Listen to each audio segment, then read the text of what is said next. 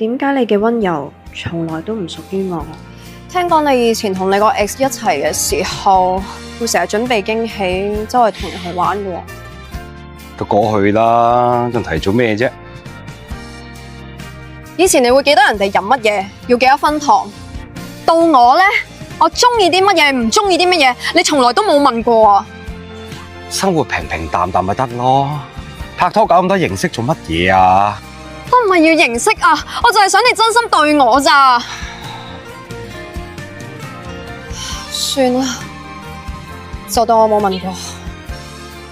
我真係唔明你噶，你成日問 X 做咩咧？問有咩意義咧？你估我想噶？你明明識得去點樣愛一個人，但係點解輪到我嘅時候，就唔係咁樣去愛我啊？